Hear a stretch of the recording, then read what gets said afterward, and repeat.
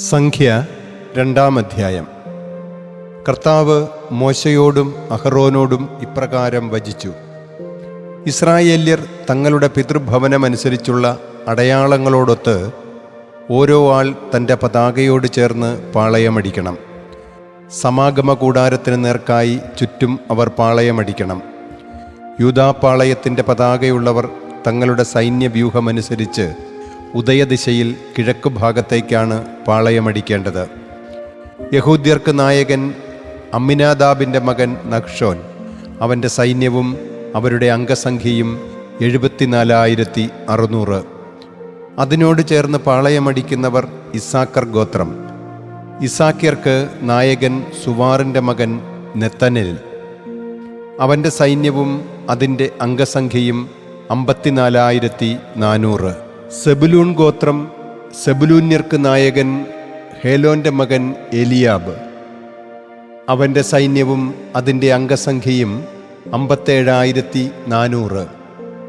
യൂദാപാളയത്തിന് അവരുടെ സൈന്യങ്ങളനുസരിച്ച് ആകെ അംഗസംഖ്യ 1,86,400. അവരാണ് ആദ്യം നീങ്ങേണ്ടത്. ദക്ഷിണഭാഗത്ത് തങ്ങളുടെ സൈന്യവ്യൂഹമനുസരിച്ച് റൂബൻ്റെ പാളയ പതാക.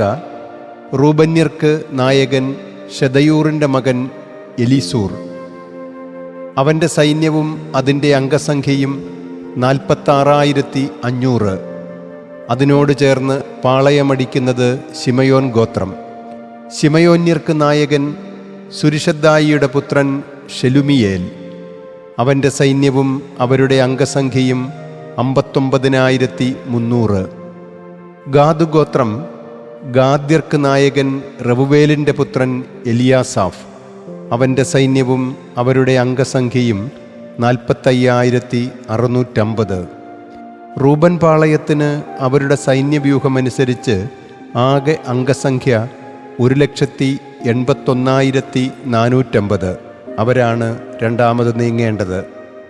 പാളയങ്ങൾക്കു മധ്യത്തിലായി ലേവായരുടെ പാളയവും സമാഗമ കൂടാരവും നീങ്ങണം. അവർ പാളയമടിച്ചതുപോലെ ഓരോരുത്തരും തങ്ങളുടെ സ്ഥാനമനുസരിച്ച് പതാകകളോടൊത്ത് നീങ്ങണം. പടിഞ്ഞാറ് ഭാഗത്ത് എഫ്രായിമിൻ്റെ പാളയ പതാക അവരുടെ സൈന്യവ്യൂഹമനുസരിച്ച് എഫ്രായിമ്യർക്ക് നായകൻ അമ്മിഹൂദിൻ്റെ മകൻ എലിഷാമ, അവൻ്റെ സൈന്യവും അവരുടെ അംഗസംഖ്യയും 40,500. അതിനോട് ചേർന്ന് മനാസെ ഗോത്രം.